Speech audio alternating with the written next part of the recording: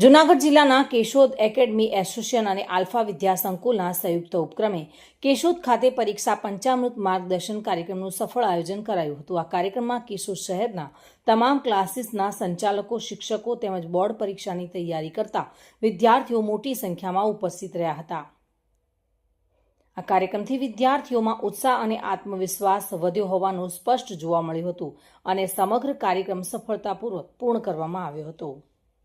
આજરોજ તારીખ 1 ફેબ્રુઆરી 2026ના રોજ વ્રજવાડી ફાર્મ ખાતે અમે વિદ્યાર્થીઓ જે બોર્ડની પરીક્ષા આપવા જઈ રહ્યા છે એ વિદ્યાર્થીઓનો તણાવ મુક્ત થાય, કોઈપણ પ્રકારના ટેન્શન વગર પરીક્ષા આપી શકે, પરીક્ષામાં સારું પરિણામ લાવી શકે, મોબાઈલથી દૂર રહે હંમેશ માટે। અને વાલીઓને જે મૂંઝવતા કેટલાક પ્રશ્નો હતા, ખાસ કરીને બાળકને લઈને અને બોર્ડની પરીક્ષાને લઈને, તો એ બધું નિરાકરણ થાય એ માટે આજરોજ અમે આ એક માર્ગદર્શન સેમિનારનું આયોજન કર્યું હતું, જેનું નામ હતું પંચામૃત।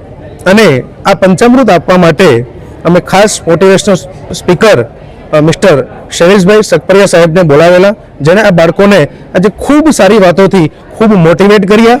અને કેશોદ એકેડેમિક એસોસિએશન વિદ્યાર્થીઓ માટે હંમેશા આવા કાર્યો કરે છે। કેશોદના આંગણે બોર્ડના વિદ્યાર્થીઓ માટે માર્ગદર્શન સેમિનારનું આયોજન આલ્ફા વિદ્યા સંકુલ જૂનાગઢ અને કેશોદ એકેડેમિક એસોસિએશનના સંયુક્ત ક્રમે રાખવામાં આવેલું। સમગ્ર કેશોદ અને આસપાસના વિસ્તારમાંથી ખૂબ મોટી સંખ્યામાં ધોરણ 10માં બોર્ડની પરીક્ષા આપવા જઈ રહેલા વિદ્યાર્થી ભાઈઓ બહેનો અને એમના વાલીઓએ આ સેમિનારમાં ભાગ લીધો। ખાસ કરીને જ્યારે બોર્ડની પરીક્ષાને હવે માત્ર ગણતરીના દિવસો બાકી છે, ત્યારે વિદ્યાર્થીઓ કઈ રીતે તણાવમુક્ત થઈને આ પરીક્ષા આપી શકે, વિદ્યાર્થીઓ પોતાના જીવનનું લક્ષ્ય કઈ રીતે નક્કી કરી શકે, એ બધી બાબતો અંગે વાસ્તવિક ઉદાહરણો સાથે વિદ્યાર્થીઓને વાતો કરી। મધુ રાવલિયા સાથે bureau report, today Gujarati news.